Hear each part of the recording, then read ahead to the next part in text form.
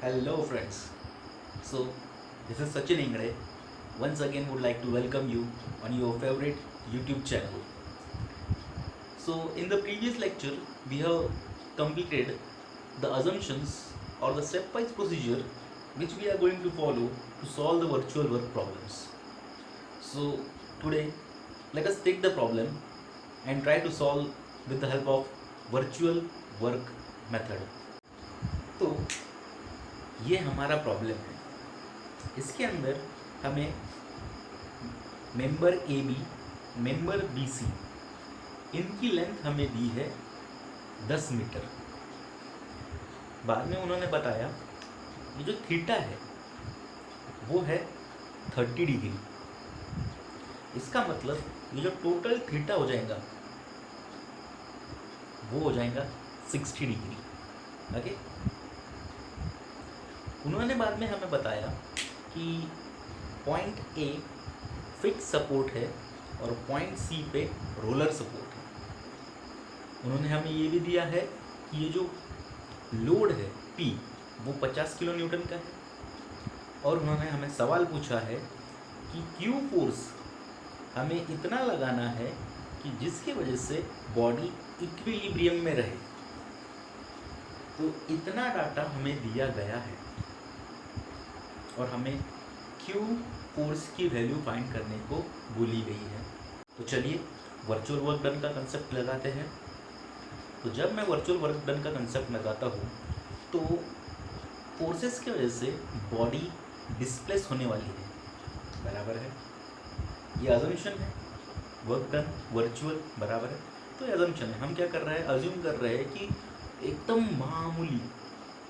मामूली work done होने वाला है जिसकी वजह से मामूली बॉडी हिलने वाली है, पूरा सिस्टम हिलने वाला है सिवाय ए पॉइंट को छोड़ के, क्योंकि ए पॉइंट फिक्स्ड है। तो हमारा सिस्टम होगा कैसे, ये हमारा सिस्टम है बराबर। तो जब फोर्स अप्लाई होगा, सपोज इसको हम पी पॉइंट को, ये जो पी लोड है इसको ज़्यादा मानते हैं एज़ कम्पेयर टू क्यू, हम पी लोड को ज़्यादा मानते हैं। तो इसकी वजह से ये नीचे आएगा, पी लोड नीचे आएगा, सिस्टम को भी वो या फिर पॉइंट बी को भी वो नीचे लेके आएगा और सी पॉइंट इधर डिस्प्लेस हो जाएगा। तो यहाँ पे जो सी पॉइंट था वो यहाँ पे चले गया और यहाँ पे जो बी पॉइंट था वो यहाँ पे आ गया। इसका मतलब डिस्प्लेसमेंट हो गया, इसका मतलब वर्क हो गया, बराबर है। पर एक्चुअल में ये वर्क हुआ नहीं है, हम सिर्फ कंसिडर कर रहे हैं। ओके। तो हमारा फिक्स पॉइंट कौन सा है, पहला असम्पशन हमें बताया गया था कि जहाँ पे फिक्स पॉइंट है वहाँ पे हमारा ओरिजिन कंसिडर करना है। तो हमारा ए फिक्स पॉइंट है तो इसको हम ओरिजिन कंसिडर करते हैं। चलिए ये कंसेप्ट आपको समझ में आ गया। तो ये मेरा ए पॉइंट है, मैं इसको ओरिजिन कंसिडर करके ये हो जाएगा मेरा वाई एक्सिस और ये हो जाएगा मेरा एक्स एक्सिस।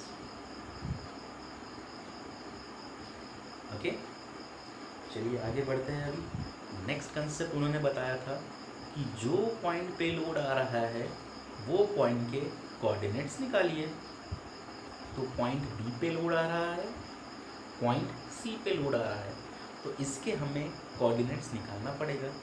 तो पॉइंट बी के कोऑर्डिनेट सपोज एक्स बी ले लेते और वाई बी ले लेते हैं। पॉइंट सी के कोऑर्डिनेट्स एक्स सी वाई सी ले लेते हैं। ओके, चलिए इनकी वैल्यू निकालते हैं अभी। तो एक्स बी यानी कितना कोऑर्डिनेट हो जाएगा, ओरिजिन से लेके यहाँ तक का डिस्टेंस ये हो जाएगा मेरा एक्स बी और ओरिजिन से लेके यहाँ तक का डिस्टेंस ये हो जाएगा मेरा वाई बी, बराबर है। तो अभी उनकी वैल्यू निकालना है, तो चलिए लॉजिक लगाते हैं। तो दोस्तों अगर आप ऑब्जर्व कर रहे होंगे तो ये ए बी और ये पॉइंट को मैं नाम देता डी। तो ये मेरे लिए एक ट्रायंगल बन जाता है मैं उसको बाजू में निकाल लेता। ये मेरा ट्राइंगल, ये है थीटा डिग्री, ये है मेरी लेंथ L, बराबर है। तो मुझे ये निकालना है XB और ये निकालना है YB, बराबर है। तो चलिए हम cos थीटा का फॉर्मूला लगाते हैं और sin थीटा का फॉर्मूला लगाते हैं। तो sin theta is equal to opposite upon hypotenuse, therefore sin theta is equal to opposite, ये थीटा को अपोजिट XB अपॉन हाइपोटेनस हमारा L है, therefore XB is equal to L sin theta. Okay, और हमारा आ जाएगा XB is equal to L sin theta, ये लिख लेते हैं हम। ओके, और सिमिलरली अभी हम लगाते हैं cos थीटा का formula. cos theta is equal to adjacent upon hypotenuse, therefore cos theta is equal to adjacent y, theta को y भी एडजेसेंट है, upon hypotenuse L, therefore YB is equal to L cos theta. तो हमने ले लिया XB is equal to L sin theta, ये है comma, YB is equal to L cos theta, ये हमारे कोऑर्डिनेट्स मिल गए हैं इसके B पॉइंट के। अभी हमें कोऑर्डिनेट सुना C पॉइंट के, विच इज़ XC YC। तो इसके लिए YC और XC निकालना है हमें। तो इसके लिए क्या करना पड़ेगा, मुझे पता है XB is equal to L sin theta, ये हमने निकाल लिया। XB is equal to L sin theta, theta is 30 degree, theta is 30 degree, theta यहाँ पे भी सेम है, थीटा यहाँ पे भी सेम है। तो इसका मतलब ये जो रहेगा डिस्टेंस, ये भी रहेगा L sin थीटा। समझ में आ रहा है? तो ओरिजिन से लेके ये यहाँ तक का C पॉइंट तक का x distance L sin theta plus L sin theta, which is twice L sin theta. और अभी इसका YC कितना रहने वाला है, वो रहने वाला है 0। अगर आपको कोऑर्डिनेट एक्सिस पता है तो बराबर से आप 0 बोलेंगे उसको। ओके, तो अभी हमारे कोऑर्डिनेट्स निकल गए हैं B पॉइंट के और C पॉइंट के। ओके, अभी क्या नेक्स्ट प्रोसीजर या फिर नेक्स्ट स्टेप क्या है, उन्होंने बताया था कि जो फोर्स जो डायरेक्शन में जा रहा है उसका वो कोऑर्डिनेट लीजिए। सपोज ये फोर्स है अभी P, कौन से डायरेक्शन में जा रहा है, नीचे के डायरेक्शन में। तो इसका मतलब वर्टिकल डायरेक्शन में जा रहा है। वर्टिकल अप रहो, वर्टिकल डाउन रहो, लेना देना नहीं है हमें। वर्टिकली या हॉरिजॉन्टली जा रहा है वो देखना है। तो ये वर्टिकल डायरेक्शन में जा रहा है, तो इसका कौन सा कंपोनेंट लेना पड़ेगा, y कंपोनेंट लेना पड़ेगा। तो इसका मतलब x से हमें लेना देना नहीं। अब देखिए, अब हम आते हैं C पॉइंट के ऊपर। तो ये जो फोर्स है Q, ये जो Q फोर्स है, ये कौन से डायरेक्शन में जा रहा है, हॉरिजॉन्टल डायरेक्शन में। तो इसका मतलब हमें इसका कौन सा कंपोनेंट लेना पड़ेगा, x कंपोनेंट। y कंपोनेंट लेके हमें मतलब नहीं है, इसलिए मैंने छोड़ दिया वो। तो चलिए, ये भी हमें कंसेप्ट समझ में आ गया। ओके, अब वर्क डन, नेक्स्ट स्टेप जो हमारी है वो है वर्क डन की। तो हमें वर्क डन कितने मिलने वाले हैं, 2, WD1 WD2। तो WD1 का फॉर्मूला क्या है, वो आएगा P into del YB, YB नहीं डेल YB। और डेल YB का मतलब क्या है, एकदम मामूली सी न के बराबर का डिस्प्लेसमेंट। हमारा पर अभी इसके अंदर एक बात बतानी है। नेक्स्ट क्या है इसके अंदर, कि भाई ये जो फोर्स P है वो कौन से डायरेक्शन में जा रहा है, वर्टिकल डायरेक्शन में अपवर्ड जा रहा है या डाउनवर्ड जा रहा है, तो वो जा रहा है डाउनवर्ड, इसलिए आएगा -P। समझ में आ गया। और डेल वाई बी है भाई, तो यहाँ पे तो वाई भी दिया है हमें, which is L cos theta. हमें निकालना है del Y B, and del Y B अगर निकालना है तो हमें क्या करना है, डेरिवेट करना है किसको, वाई बी को। ओके, अब किस, with respect to theta. Therefore del Y B is equal to D by D theta of Y B is equal to D by D theta of L cos theta is equal to L common, D by D theta of cos theta is minus sine theta.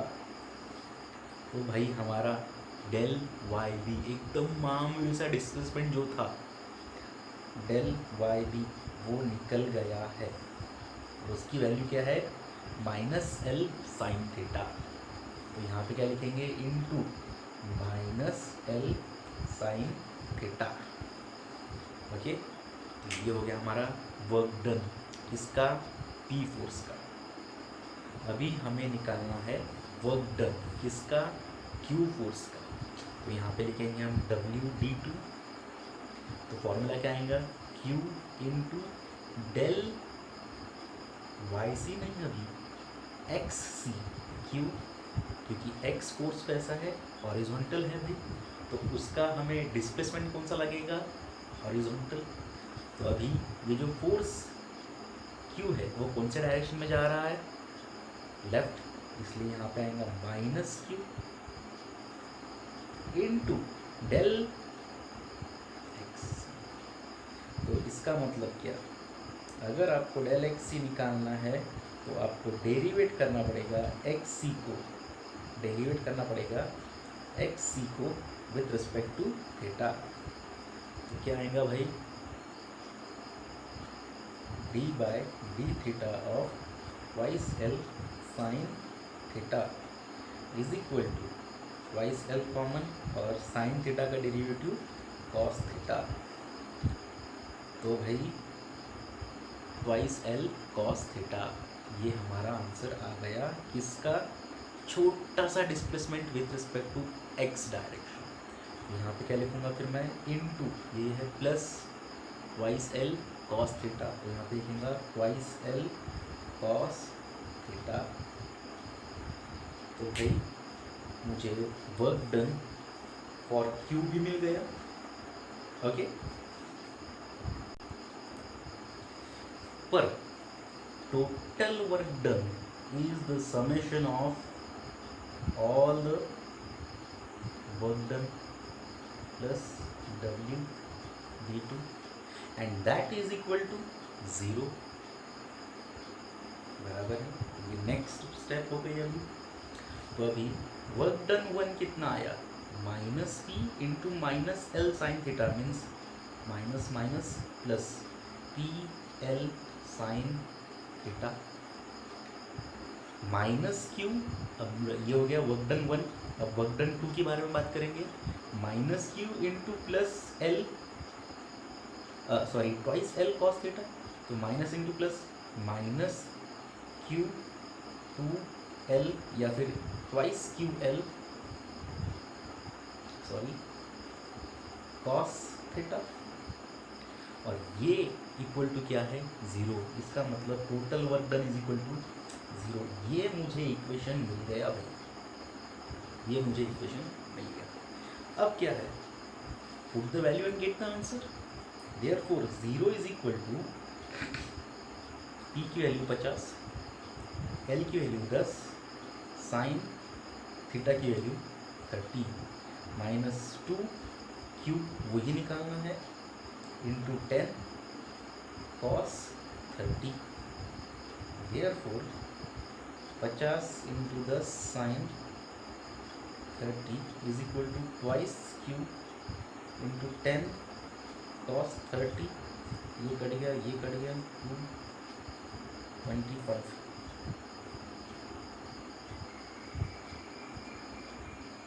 Okay, तो हमारा Q आ जाता है 14.4 ये value आ गई हमारी Q की, with the help of which हम हमारे बॉडी को इक्विलिब्रियम में रख सकते हैं। This is all about this problem. Next video में हम और अच्छे प्रॉब्लम लेंगे जिसकी वजह से आपके और कंसेप्ट्स क्लियर हो जाए। और मुझे लगता है कि मैंने आज का कंसेप्ट आपका अच्छे तरीके से क्लियर करवाया है। नेक्स्ट वीडियो में हम और प्रॉब्लम्स देखेंगे ताकि आपके कंसेप्ट्स और अच्छे से क्लियर हो जाए। Thank you so much, and one request from my side, please subscribe my channel, please. Thank you.